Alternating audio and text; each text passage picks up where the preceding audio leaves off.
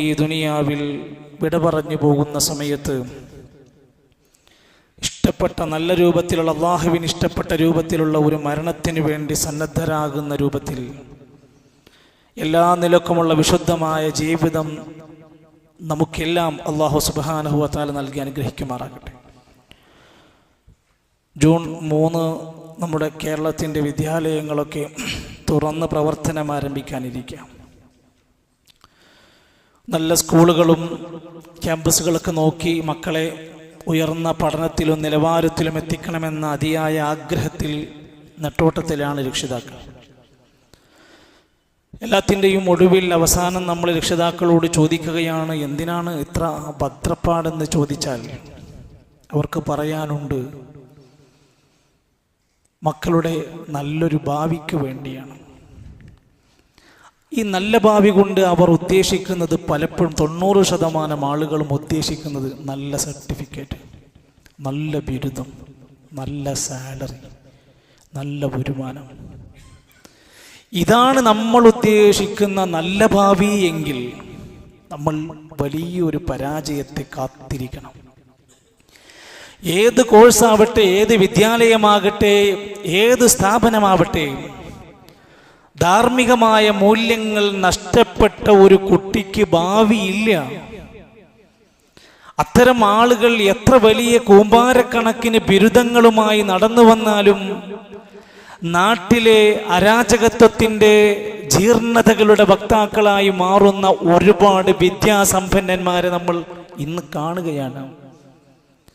ക്രിമിനലുകളായ, കുറ്റവാളികളായ പലതിൻ്റെയും വലിയ പ്രതികളായി മാറിയവരുടെ ഡിഗ്രികൾ വെച്ച് നോക്കിയാൽ ഡോക്ടർമാർ മുതലുള്ളവർ ഇന്നത്തരം പ്രവർത്തനങ്ങളിലുണ്ട്.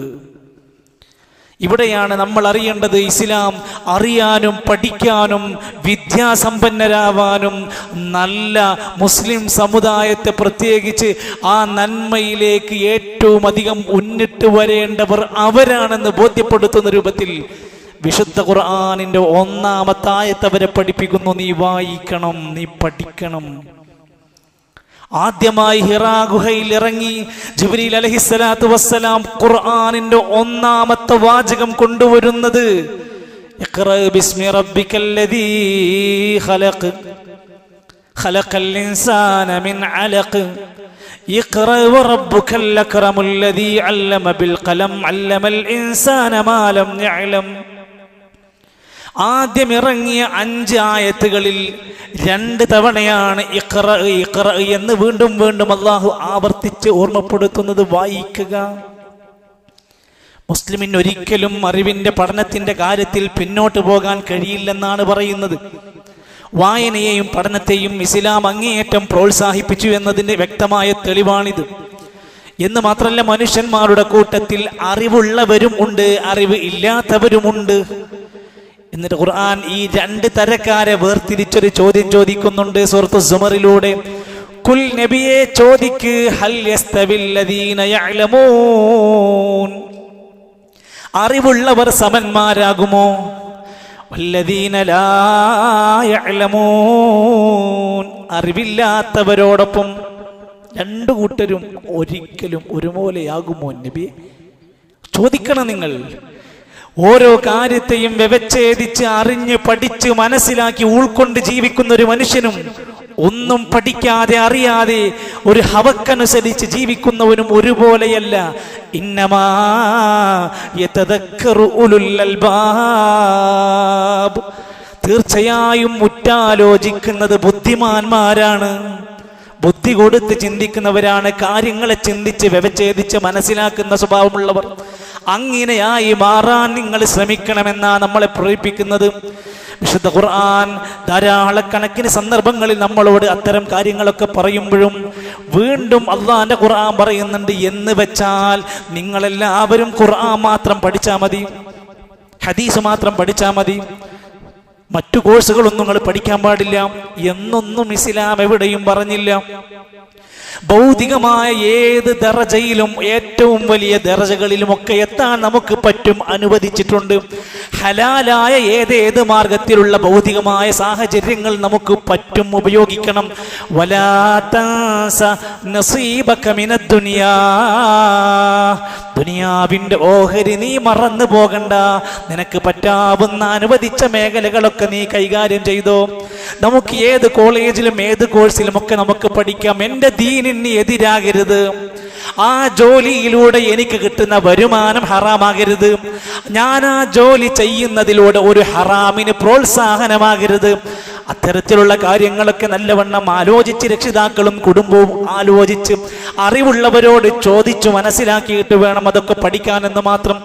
സഹോദരങ്ങളെ, നമ്മളൊന്ന് നേരാവണ്ണം ആലോചിച്ച് നോക്കിയാൽ ദീനിൻ്റെതായ വിഷയത്തിൽ ഈ വിഷയത്തെ പോലെ തന്നെ നമ്മൾ ഏത് കോഴ്സിനാണെങ്കിലും ഏത് സ്ഥാപനമാണെങ്കിലും രക്ഷിതാവ് എന്ന നിലക്ക് അയാൾ വീണ്ടും വീണ്ടും ആലോചിക്കണം, എൻ്റെ മകൻ്റെ മകളുടെ ദീന് സംരക്ഷിക്കപ്പെടുമോ? ഇവിടെ കൊണ്ടുപോയി ഞാൻ ചേർത്താൽ എൻ്റെ കുട്ടിൻ്റെ ദീനിയായ ആകെ അന്തരീക്ഷം മാറി അവസാനം കോഴ്സ് കഴിഞ്ഞ് തിരിച്ചു വരുമ്പോൾ മതവും വേണ്ട മനുഷ്യനും വേണ്ട എന്ന് പറഞ്ഞ് പോണ കോലത്തിലേക്ക് ഇപ്പം വരുമെന്ന് ആദ്യം രക്ഷിതാവ് ചിന്തിക്കണം. ഒരു രക്ഷിതാവിൻ്റെ ബാധ്യതയാണ് എൻ്റെ മകൻ്റെ മകളുടെ എൻ്റെ കുട്ടിയുടെ ആരുടെ ആവട്ടെ അവരുടെ ദീന് സംരക്ഷിക്കപ്പെടണം. നല്ല ഹോസ്റ്റലാണ്, നല്ല ഗ്രൗണ്ടൊക്കെയുണ്ട്, പ്രശസ്തമായ സ്ഥാപനമാണ്, ഒരുപാട് A+കളൊക്കെയുള്ള സ്ഥാപനമാണ്. ശരി, ഒരു പ്ലസ് കൂടെ നമ്മൾ കാണണം. എൻ്റെ മക്കൾക്ക് എൻ്റെ മകന് അവിടെ നിന്ന് ദീൻ എന്ന പ്ലസ് കൂടെ കിട്ടണം. അത് നഷ്ടപ്പെട്ടു പോകരുത്.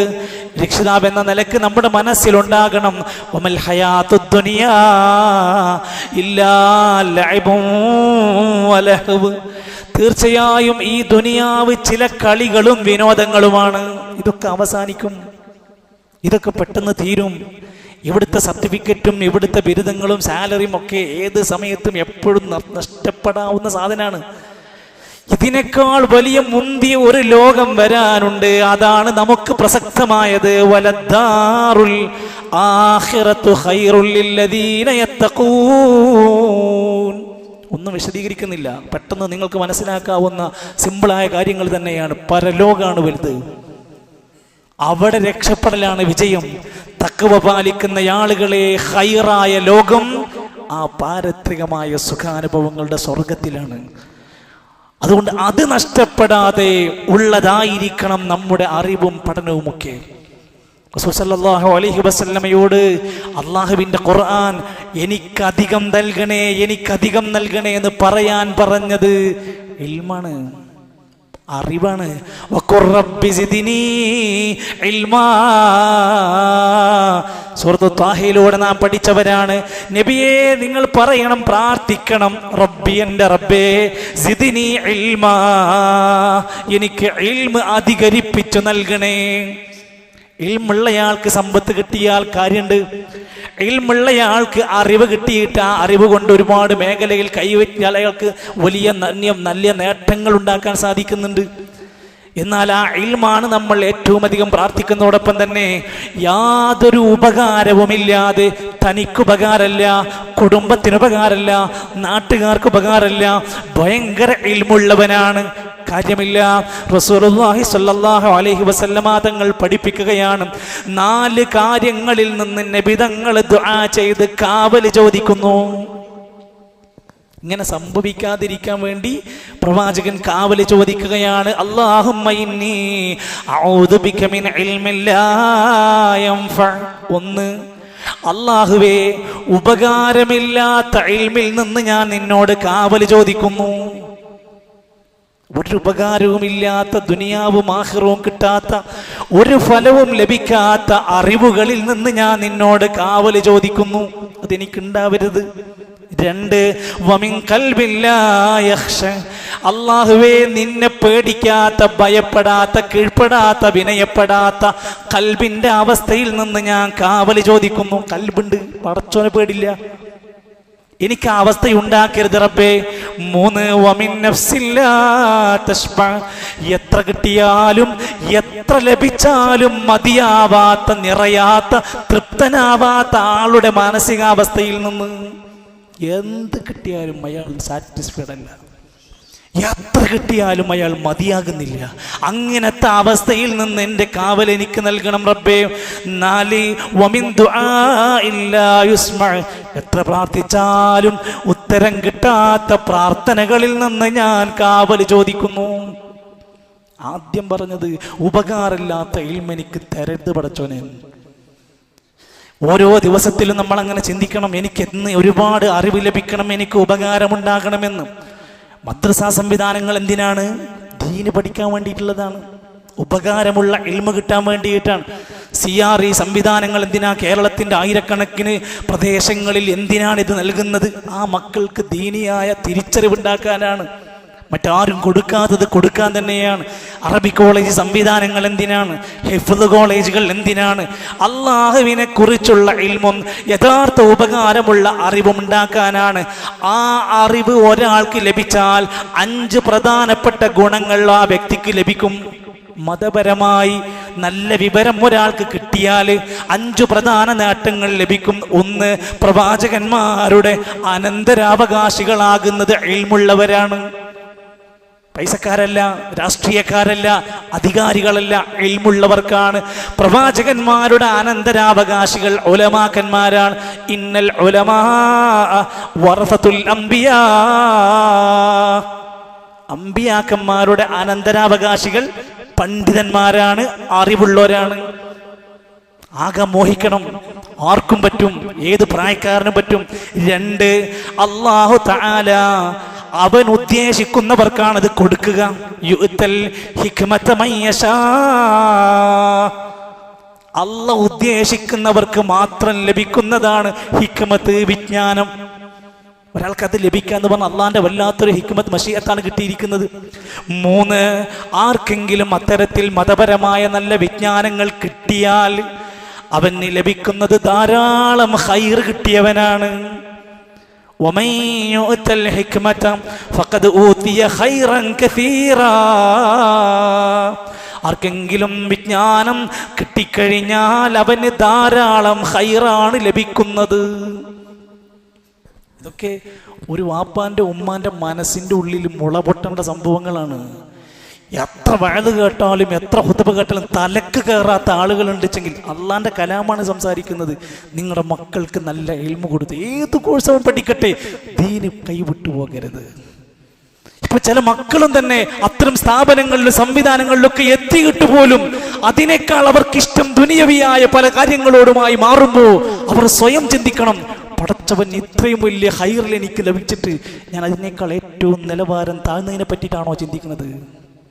4, വല്ലദീന ഊത്തുൽ ഇൽമ ദറജാത്ത്, പടച്ചോന്റെ അടുത്തുനിന്ന് ഉയർന്ന ദറജകൾ കിട്ടുന്നത് ആർക്കാണ്? ഇൽമുള്ളവർക്കാണ്. പടച്ചോന്റെ ദറജ, അള്ളാന്റെ അടുത്ത് സ്ഥാനം. 5, ഇന്നമാ യഖ്ശല്ലാഹ മിൻ ഇബാദിഹിൽ ഉലമാ, അള്ളാനെ അറിഞ്ഞ് പഠിച്ച് മനസ്സിലാക്കി പേടിച്ച് ജീവിക്കാൻ കഴിയുന്നത് ഉലമാക്കന്മാർക്കാണ്.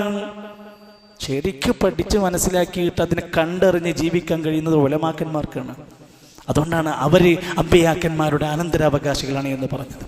ചുരുക്കത്തിൽ സുപ്രധാനമായി രക്ഷിതാക്കൾ ഈ സന്ദർഭങ്ങളിൽ വളരെ ഗൗരവത്തോടെ, തൊട്ടടുത്ത നാളുകളിലൊക്കെ പുതിയ കോഴ്സുകളും ഡിഗ്രിയൊക്കെ ആരംഭിക്കാൻ പോകുന്ന സന്ദർഭത്തിലൊക്കെ ഒരു രക്ഷിതാവിൻ്റെ മനസ്സിലുണ്ടാവണം, എൻ്റെ കുട്ടി രാവിലെ ഇവിടെ നിന്ന് പുറപ്പെട്ട് അവിടെ വിദ്യാലയത്തിൽ നിന്ന് തിരിച്ചു വരുന്നത് വരെയുള്ള നമസ്കാരങ്ങൾ എൻ്റെ കുട്ടിക്ക് കിട്ടുമോ എന്ന് ചിന്തിക്കണം.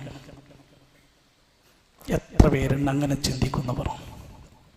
മറ്റെല്ലാം നമ്മൾ ആലോചിക്കുന്നു.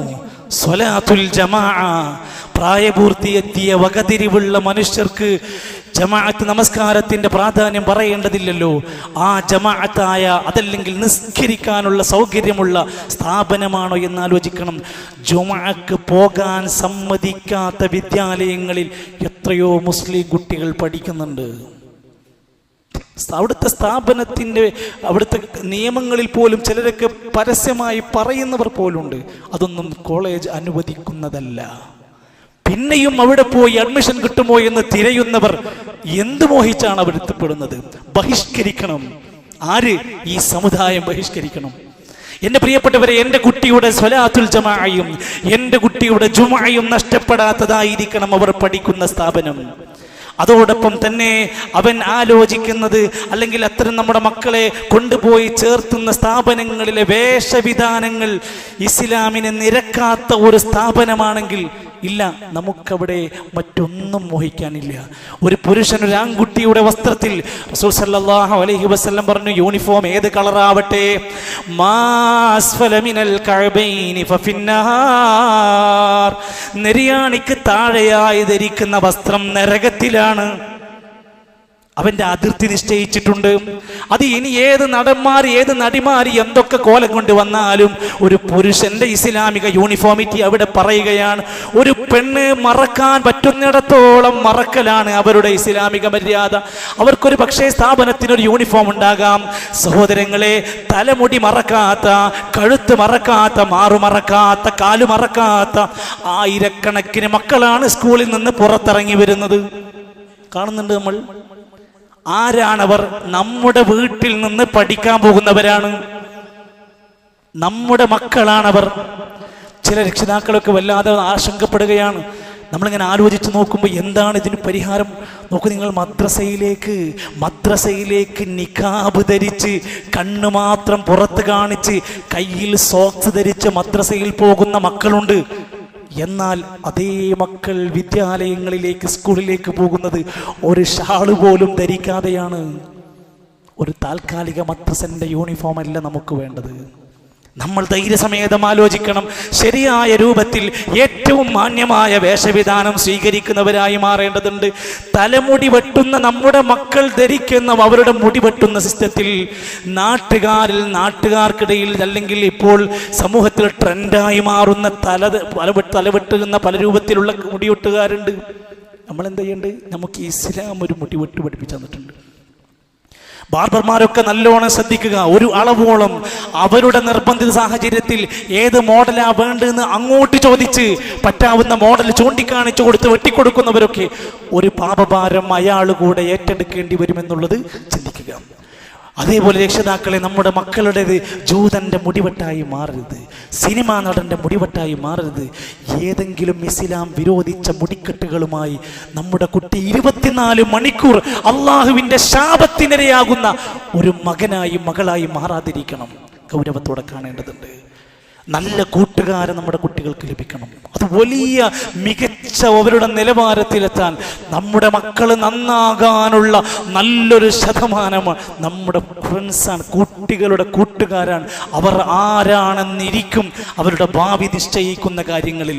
റാങ്കും അതുപോലെ തന്നെ A+കൾക്കുമൊക്കെ പുറമെ നമ്മുടെ കുട്ടി സ്നേഹമുള്ള, ദയയുള്ള, കാരുണ്യമുള്ള മക്കളായി ഇസ്ലാമിൻ്റെ ആ ഒരു സംവിധാനത്തെ, ധാർമ്മികതയെ മുറുകെ പിടിക്കുന്നവരാകണം. അധ്യാപകന്മാരുടെ മെക്കെട്ട് കയറുന്ന, അവർക്കെതിരെ ഖരാപം മുഴക്കുന്ന, അവരെ കുറിച്ച് അപമാനിക്കുന്ന രൂപത്തിൽ പെരുമാറുന്ന അതബില്ലാത്ത കുട്ടി നമ്മുടെ വീട്ടിലുണ്ടാകരുത്.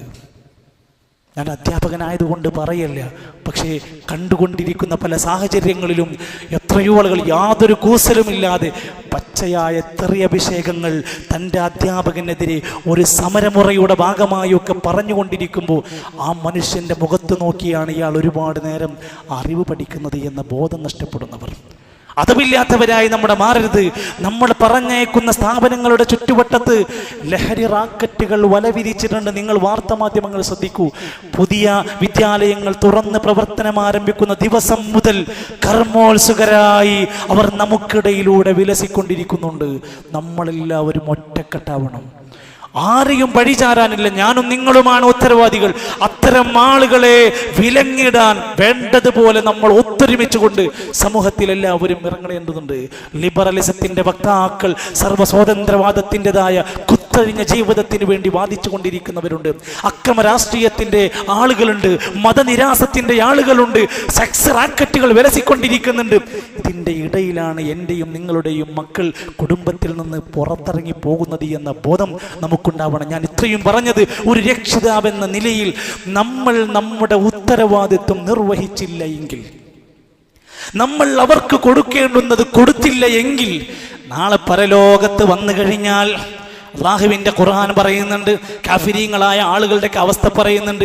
ഈ ദുനിയാവിൽ ആരാണോ അവരെ വഴിപിഴപ്പിച്ചത്, അവർക്ക് കൊടുക്കേണ്ടത് കൊടുത്തില്ല, ഉപദേശം കിട്ടിയില്ല, ദീന് കൊടുത്തില്ല, നല്ല സ്ഥാപനം നോക്കി ചേർത്തില്ല, യാതൊന്നും ചെയ്യാതെ പോയാൽ നാളെ പരലോകത്ത് വന്ന് ചിലർ പറയും, എത്ര റബ്ബനാ അരിനല്ലദൈനി അളല്ലാനാ മിനൽ ജിന്നി വൽ ഇൻസ്. അല്ലാഹ് ഞങ്ങളുടെ മുമ്പിലൊന്ന് കൊടുന്ന് കാണിച്ചു തരുമോ? ഈ പരലോകത്ത് ഞങ്ങളുടെ മുമ്പിലൊന്ന് കൊടുന്ന് കാണിച്ചു തരുമോ?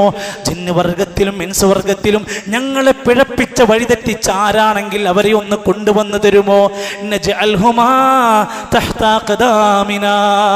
ഞങ്ങളുടെ കാലിന്റെ ചുവട്ടിലൊന്ന് കൊണ്ടുവന്ന് തരുമോ? ചവിട്ടി മെതിക്കാൻ.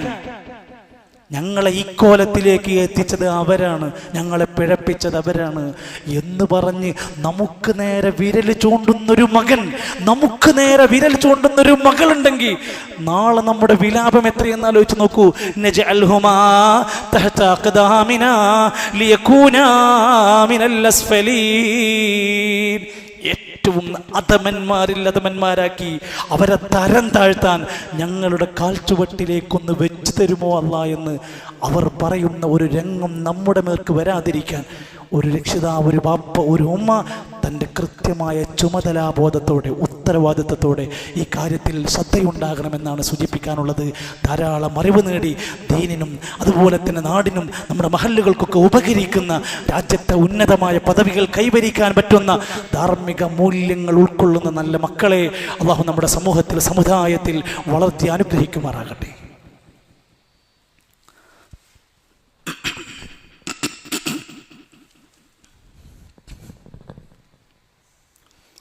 അൽഹംദുലില്ലാഹി റബ്ബിൽ ആലമീൻ والعاقبة للمتقين ولا عدوان إلا على الظالمين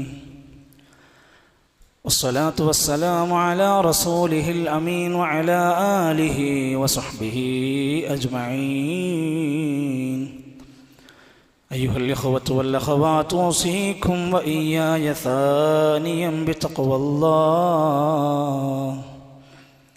അല്ലാഹുവിൻ്റെ നിയമനിർദ്ദേശങ്ങൾ പാലിച്ച് വിനയാന്വിതരായ താഴ്മയുള്ള അടിമകളായി ജീവിക്കാൻ നമ്മൾ ഓരോരുത്തരും ശ്രമിക്കണേ എന്ന് എന്നെ മറക്കാതെ നിങ്ങളെയും ഓർമ്മപ്പെടുത്തുകയാണ്. അള്ളാഹു നമുക്കെല്ലാം തൗഫീഖ് നൽകി അനുഗ്രഹിക്കുമാറാകട്ടെ. 1957 മുതൽ മെയ് 31 WHO കീഴിൽ ലോക പുകയില വിരുദ്ധ ദിനമായി ആചരിക്കുന്നുണ്ട്. ഇന്ന് സമൂഹത്തിൽ ഇത്തരം പുകയില ഉൽപ്പന്നങ്ങളും അത് വലിക്കുന്നവരും പുകക്കുന്നവരുമൊക്കെ ആയിക്കൊണ്ട് ഒട്ടനേകം ആളുകളെ നമുക്ക് കാണാൻ സാധിക്കുന്നുണ്ട്.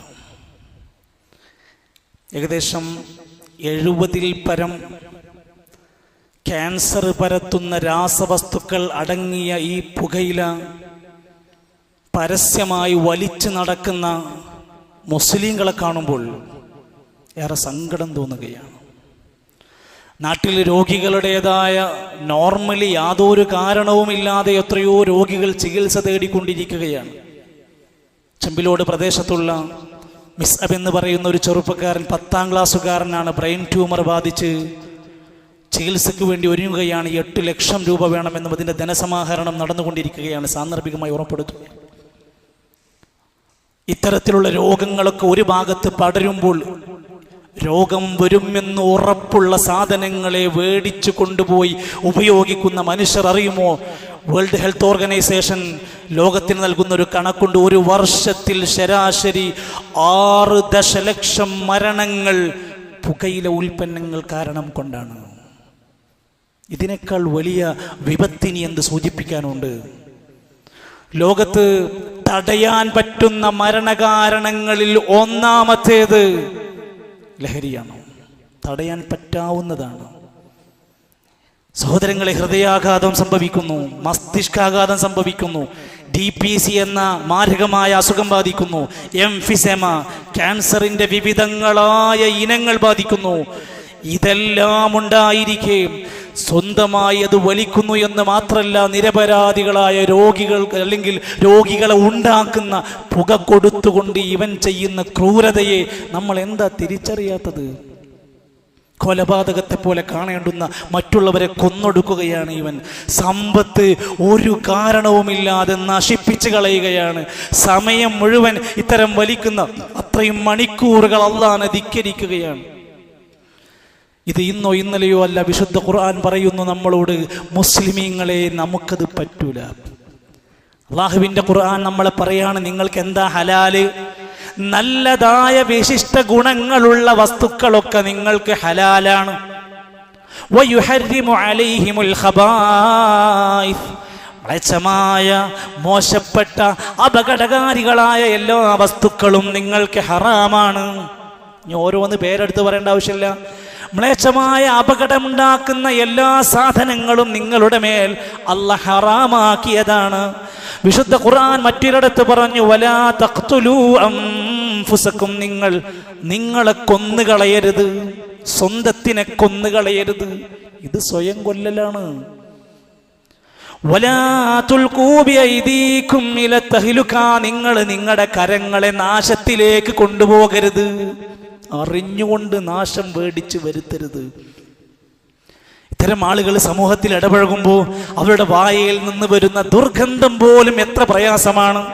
അവർ പള്ളിയിൽ വരുമ്പോഴുണ്ടാകുന്ന നാറ്റം എത്രയാണ്. ആ നിലക്ക് അയാളുമായി ബന്ധപ്പെട്ട മക്കള്, ഭാര്യ, കുടുംബം എത്രമാത്രം ഈ വിഷയത്തിൽ പ്രയാസപ്പെട്ടുകൊണ്ടിരിക്കുകയാണ്. അല്ലാഹുവിൻ്റെ റസൂൽ സല്ലല്ലാഹു അലൈഹി വസല്ലം അവിടുന്ന് പറഞ്ഞൊരു വാക്കുണ്ട്, കുല്ലു മുസ്കിരിൻ ഹറാം, ലഹരിയുണ്ടാക്കുന്ന എല്ലാ സാധനങ്ങളും നിഷിദ്ധമാണ്. ചിലര് പരസ്യമായിട്ട് വലിച്ചടക്കും, ചിലർ രഹസ്യമായി കൊണ്ടു നടക്കും. പ്രസ്ഥാനക്കാരുടെ ഇടയിൽ അവൻ വലിക്കുന്നില്ല, നാട്ടുകാരുടെ ഇടയിൽ അവൻ വലിക്കുന്നില്ല. സ്വകാര്യതകളിൽ ചാൻസ് കിട്ടുമ്പോ എവിടെയെങ്കിലും ഒഴിഞ്ഞിരുന്ന് വലിക്കുന്നവനുണ്ടെങ്കിൽ നീയും ഹറാമിലാണ്. കുല്ലു മുസ്കിരിൻ ഹറാം, ഹറാം എന്നാണ് അതിനെ വിശേഷിപ്പിച്ചത്. ആ കാരണത്താൽ തന്നെ നമുക്കൊരിക്കലും അത് ഉപയോഗിക്കാൻ പറ്റില്ല, സംശയമില്ല. കച്ചവടക്കാരാ, വേടിച്ചു ഉപയോഗിക്കാൻ പറ്റാത്ത സാധനം എങ്ങനെയാ നിനക്ക് വിൽക്കാൻ പറ്റുക? എല്ലാ കടയിലുണ്ട്.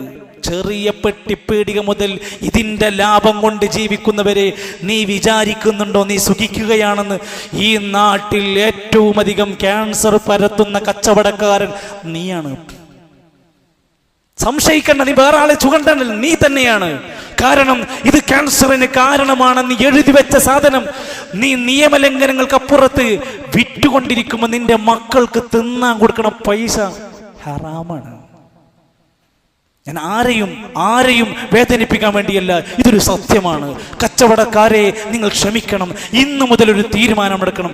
നിങ്ങളുടെ ഉള്ളിൻ്റെ ഉള്ളിൽ എവിടെങ്കിലും ഒരു മനുഷ്യത്വം ബാക്കിയുണ്ടെങ്കിൽ, ഒരു പൊട്ട്, ഈ നാട്ടിലെ ആളുകൾക്ക് രോഗം കൊടുക്കുന്ന, ക്യാൻസർ കൊടുക്കുന്ന ഈ സാധനത്തിൻ്റെ ഒരു 5 നയാ പൈസ എനിക്ക് വേണ്ട എന്ന് ആത്മാഭിമാനത്തോടെ തീരുമാനിക്കാൻ കഴിഞ്ഞാൽ നീ ആൺകുട്ടിയാണ്. എഴുതി വെക്കണം, ഇവിടെ ഞാനത് സാധനം കൊടുക്കൂല. എന്നിട്ട് നീ ഇസ്സത്ത് കാണിക്ക്, എന്നിട്ട് നീ ഇസ്ലാമിന്റെ ഇസ്സത്ത് കാണിക്ക്, എന്നിട്ട് ഞാനൊരു മുസ്ലിമാണെന്ന് ക്രെഡിറ്റ് പറയാൻ, അങ്ങനെ ധൈര്യം കാണിക്കാൻ കച്ചവടക്കാരെ നമ്മൾ സന്നദ്ധരാവണം.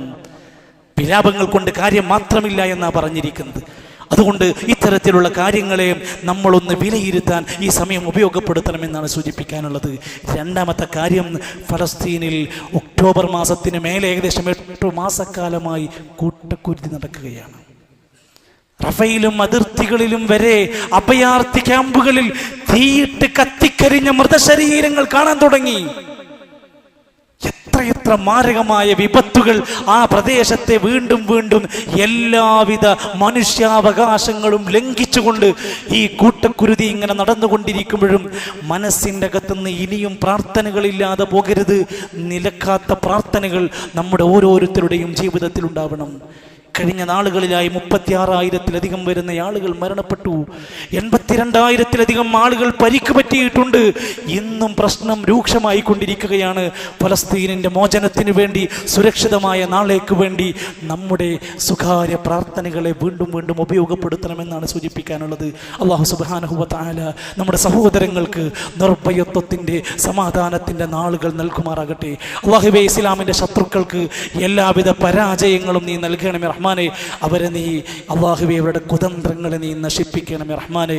ഞങ്ങളുടെ പല സഹോദരങ്ങൾ ദുആ കൊണ്ട് വസിയത്ത് പറഞ്ഞവരുണ്ട്. നമ്മുടെ ഈ പള്ളിയുടെ സാമ്പത്തികമായ പല പ്രതിസന്ധി ഘട്ടങ്ങളിലും നമ്മളെ വലിയ ഘട്ടത്തിൽ സഹായിച്ച അബുദാബിയിലുള്ള ഒരു സഹോദരൻ്റെ മാതാവ് കഴിഞ്ഞ ദിവസം മരണപ്പെട്ടു. അല്ലാഹു ആ മാതാവിന് മഗ്ഫിറത്തും മർഹമത്തും നൽകുമാറാകട്ടെ. അതുപോലെ തന്നെ നമ്മളോട് ദുആ കൊണ്ട് വസിയത്ത് പറഞ്ഞ ആലുവയിലുള്ള ഒരു വൃദ്ധയായ ഉമ്മ, മരിക്കുന്നതിന് മുമ്പ് ഞാൻ മരിച്ചാൽ എനിക്ക് വേണ്ടി നമസ്കരിക്കണം, പ്രാർത്ഥിക്കണമെന്ന് പറഞ്ഞ ഒരു ഉമ്മയുണ്ട്. അവർ കഴിഞ്ഞ ദിവസം മരണപ്പെട്ടു. അള്ളാഹു ആ ഉമ്മാക്ക് മഗ്ഫിറത്തും മർഹമത്തും നൽകുമാറാകട്ടെ. രോഗികളായ ധാരാളം സഹോദരങ്ങളുണ്ട്. അള്ളാഹുവേ, നീ അവർക്കൊക്കെ ശിവപ്രദാനം ചെയ്യണമേ. അള്ളാഹുവേ, പ്രയാസപ്പെടുന്നവരുടെ പ്രയാസങ്ങൾ നീ മാറ്റണമേ റഹ്മാനെ. അള്ളാഹുവേ, ഞങ്ങളുടെ നല്ല മുറാദുകൾ ഞങ്ങൾക്ക് ഹാസിലാക്കി തരണമേ. ഞങ്ങളുടെ മക്കളെ സ്വാലിഹീങ്ങളായ മക്കളാക്കി തരണമേ. സമൂഹത്തിനിടയിൽ ധാരാളം അപച്യുതികൾ സംഭവിച്ചു കൊണ്ടിരിക്കുമ്പോൾ അപകടങ്ങളിൽ നിന്നെല്ലാം ഞങ്ങളെയും ഞങ്ങളുടെ കുടുംബത്തെയും നീ രക്ഷപ്പെടുത്തണം റഹ്മാനെ. മാറാ രോഗങ്ങൾ വ്യാപിച്ചു കൊണ്ടിരിക്കുന്നു. ഞങ്ങൾക്ക് നീ അല്ലാഹുവേ സുരക്ഷ നൽകണമേ. മഴയുടെ കെടുതികൾ അനുഭവിക്കുന്ന, പ്രയാസങ്ങൾ അനുഭവിക്കുന്ന ഒരുപാട് ആളുകളുണ്ട്. അല്ലാഹുവേ, അവർക്ക് ആശ്വാസം നൽകണമേ റഹ്മാനെ. അല്ലാഹുവേ, ഞങ്ങളുടെ മാതാപിതാക്കൾക്ക് ഞങ്ങളെ സംരക്ഷിച്ച്, ഞങ്ങളെ വളർത്തിയ, ഞങ്ങളെ ഇക്കോലത്തിലേക്ക് വളർത്തി ഞങ്ങളെ പരിപാലിച്ച ഞങ്ങളുടെ രക്ഷിതാക്കൾക്ക് നീ അല്ലാഹുവേ നിൻ്റെ കാരുണ്യം നൽകണമേ. അല്ലാഹുമ്മ റബ്ബനാ ആതിനാ ഫിദ്ദുനിയ ഹസന വഫിൽ ആഖിറതി ഹസനതൻ വഖിനാ അദാബന്നാർ.